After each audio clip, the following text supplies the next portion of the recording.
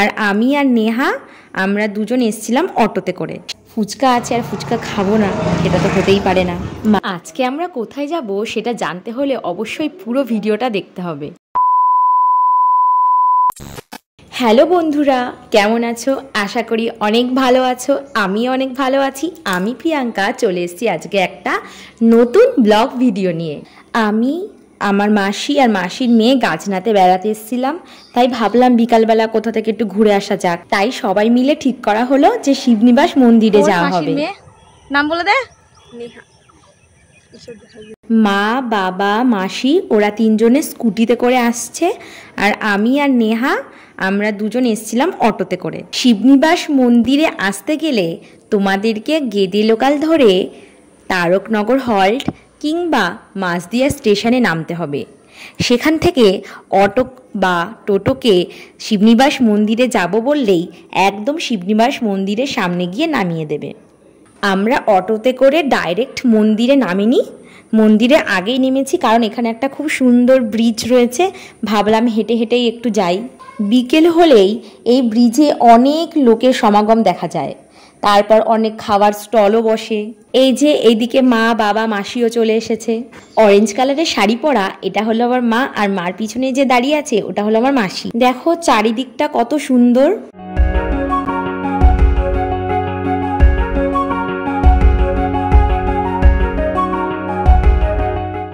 যেই নদীর উপর এই ব্রিজটা, সেই নদীটাকে একবার দেখো, নদীতে একদমই জল নেই। এই নদীটার নাম হলো চুন্নি নদী। কথা বলতে বলতে পৌঁছে গেলাম শিবনিবাস মন্দিরে। দেখতেই পাচ্ছ আমরা এখন চলে এসেছি শিবনিবাস মন্দিরে। যদি তোমরা অফ সিজনে আসো তাহলে খুব ভালো করে মন্দির দর্শন করতে পারবে। চলো তাহলে মন্দিরে যাওয়া যাক।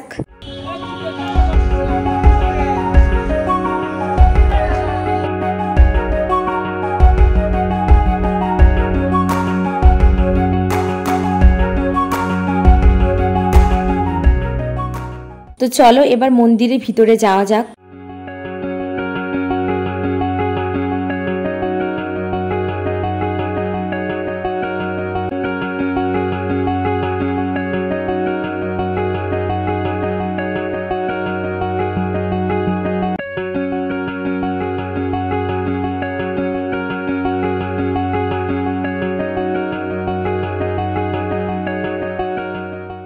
এই নিয়ে যে আমি শিবনিবাস মন্দিরে কতবার এসেছি সেটা আমি নিজেও জানি না, তবুও যেন মনে হয় বারবার আসি। যদি তোমরা ভালোভাবে শিবলিঙ্গের দর্শন করতে চাও তাহলে অবশ্যই তোমাদেরকে অফ সিজনে আসতে হবে, তা না হলে কিন্তু তোমাদের অবশ্যই এরকম একটা অবস্থার সম্মুখীন হতে হবে।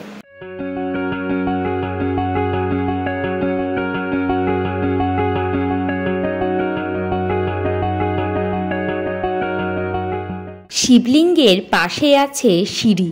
শিবলিঙ্গে জল ঢালতে হলেই এই সিঁড়ি দিয়ে তোমাদেরকে ওপরে উঠে যেতে হবে।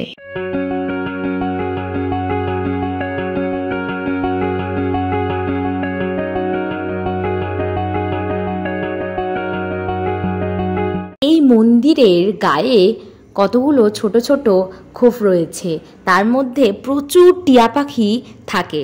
এই মন্দিরটি কৃষ্ণনগরের রাজা কৃষ্ণচন্দ্র তৈরি করেছিলেন। শিবনিবাসের এই মন্দিরটি বহু প্রাচীন।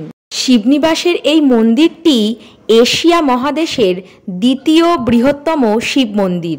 তাই তোমরা যারা এখনো এই শিবনিবাস মন্দির দর্শন করনি তারা অবশ্যই একবার ঘুরে যেতে পারো।